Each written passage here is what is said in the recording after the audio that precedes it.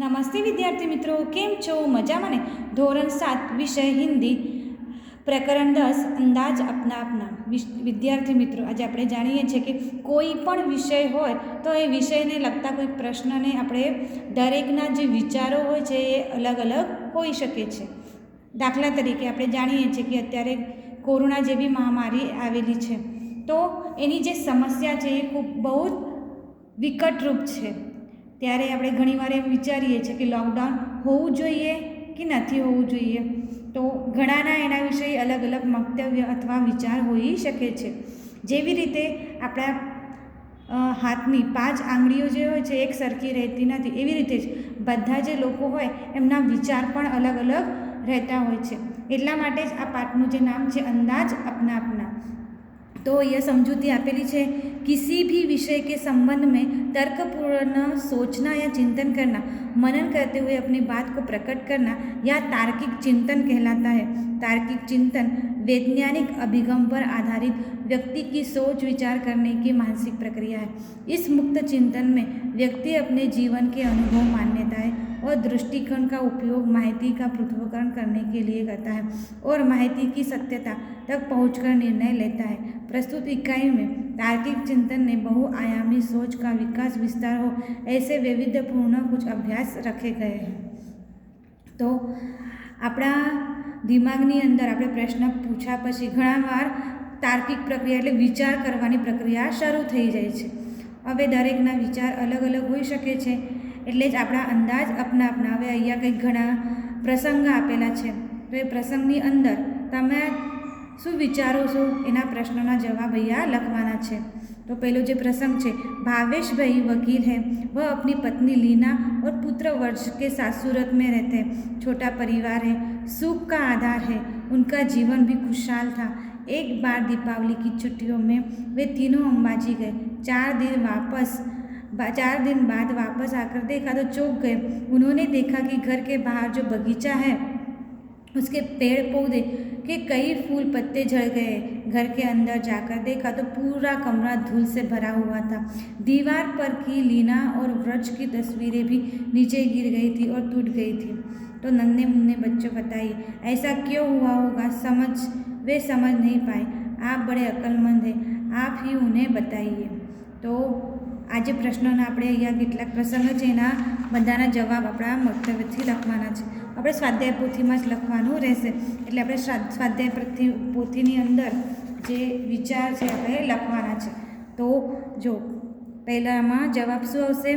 ભાવેશ ભાઈ के घर की हालत देखकर ऐसा लगता है कि आप 7 व्यक्ति हो तो अलग अलग एमना आ विचारो અહીંયા આપેલા છે. कि पहला तो उसके એવું विचार આવશે कि बाहर जोर की आंधी आई होगी इसलिए गंदा हुआ होगा. वेंटिलेटर से हवा के साथ धूल भी घर के अंदर आई होगी. भूकंप का हल्का सा झटका आया होगा. खिड़की खुली रह गई होगी. दरवाज़ा खुला रह गया होगा. चोर आया होगा या जल्दबाजी में कुछ चुरा कर ले गया होगा. बड़े चूहों ने अंदर घुसकर शरारत की होगी. तो इस प्रकार यह 7 बातें हो सकती है कि शायद चोर भी आया होगा, बड़े चूहे भी अंदर घुसकर शरारत की हुई, या खिड़की या दरवाज़ा भी खुला रह गया हो, इसलिए हमारा घर वो धूल मिट्टी से गंदा हो जाता है. अभी आगे देखिए, परेश भाई किसान है, उनकी पत्नी हिरल बहन नर्स है. एक दिन सुबह सुबह हिरल बहन ने पानी के नल के नीचे जल्दबाजी में मटका रखा. बाद में नल चालू किया और रसोई घर में चाय बनाने चली गई. चाय बनाने के बाद जब वापस आकर देखा तो मटका खाली ही था, उसमें पानी ही नहीं था. हिरल बहन अपने आप पर हंसने लगी. तो क्या हुआ होगा? तो मेरे समझदार दोस्त, अब आप ही बताइए कि ऐसा क्यों हुआ होगा? तो देखो, हिरल बहन के मटके में पानी नहीं आया क्योंकि नल में पानी बंद हो गया होगा, ये भी एक संभावना है. मटके के दरार होगी, मटके के पैदे में छेद होगा, मटका ठीक नल के नीचे नहीं रखा गया होगा, मटके पर गलती से ढक्कन रख दिया गया होगा, या फिर मटका उल्टा भी हो सकता है. आगे देखिए, सेजल 2 गमले लाई थी, उनमें तुलसी के पौधे थे. दोनों पौधों की लंबाई, चौड़ाई और ऊंचाई एक समान थी. 1 महीने के बाद दूसरे गमले का पौधा तो बड़ा हो गया, जबकि पहले गमले का पौधा अब भी उतना ही था जितना 1 महीने पहले था. तो मेरे भोले वाले बेजवाब दोस्त, ऐसा क्या हुआ होगा, आप ही बताइए। तो सेजल ने के पहले गमले का पौधा क्यों नहीं बढ़ा?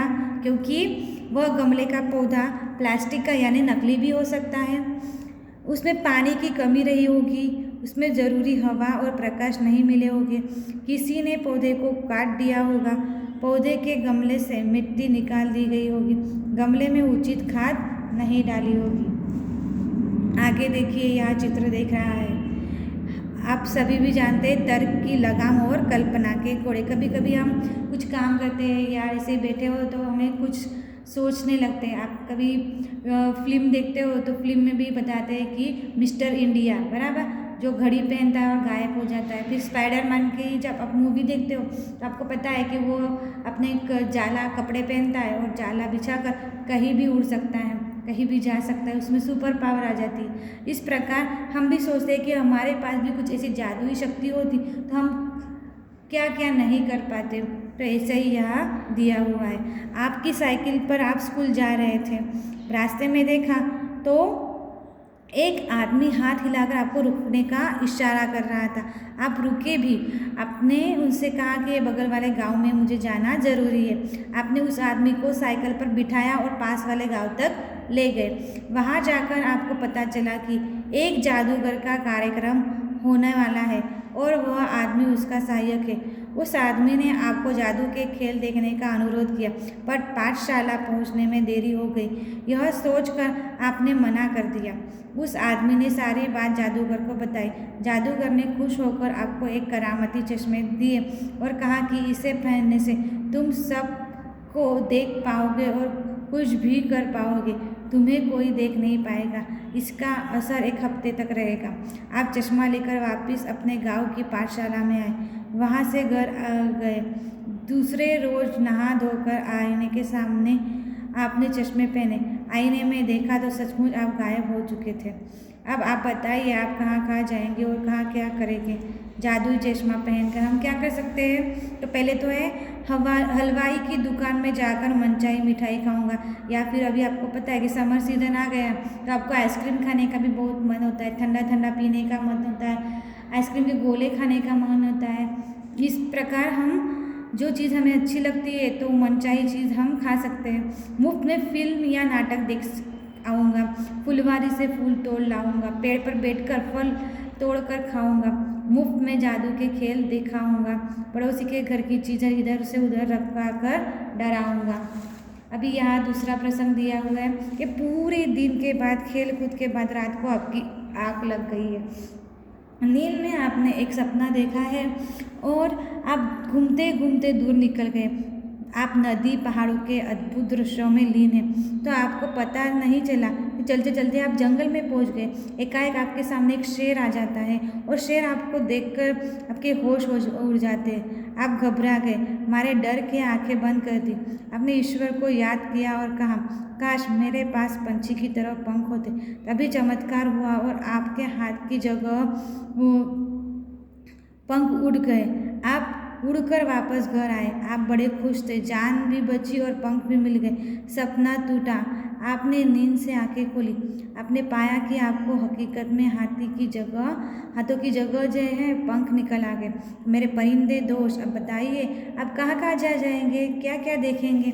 आपके पास सचमुच में हमारे पास परिंदे जैसे पंख है तो हम कहाँ कहाँ जाएंगे? तो पहले कि हम आसमान में बादल के पास जाने की कोशिश करेंगे, फिर मैं पक्षियों के साथ मित्रता करूंगा, मैं पक्षियों के साथ उड़ने के शर्त लगाऊंगा, मैं उठकर बाजार से चीज़ें लाऊंगा, मैं पहाड़ों पर बैठकर फल तोड़कर खाऊंगा, मैं पहाड़ों पर जाकर आनंद मनाऊंगा, मैं दूर रहने वाले मित्रों के घर जल्दी पहुंच जाऊंगा। तो इस प्रकार यह हम कर सकते हैं जब हमारे पंख निकल आए। अभी आगे देखिए, इस बार एक मज़ेदार अनोखी कसौटी होने वाली है। एक बड़ा जहाज आपको निर्जन द्वीप पर ले जाने वाला है। वहाँ केवल मिट्टी, कंकड़, पत्थर और पहाड़ी और समुद्र पानी ही है। तो मेरे बुद्धिमान दोस्त, आप एक हफ्ते तक सुख चैन से रहने के लिए अपने साथ क्या क्या ले जाएंगे, सूची बताइए।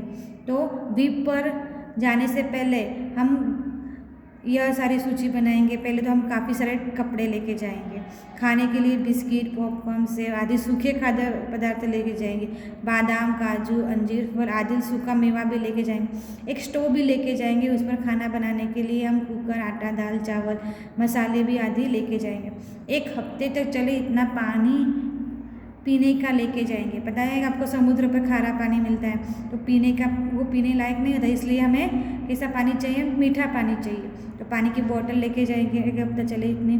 फिर एक क्रिकेट का सामान, कैरम, शतरंज, फुटबॉल, टेनिस खेलने की स्टिक या तथा बॉल भी ले जाएंगे। हमारे मनोरंजन के लिए हम खेलने की चीज़ें भी लेके जाएंगे, बराबर। तो पढ़ने के लिए रोचक और ज्ञानवर्धक पुस्तकें ले जाएंगे।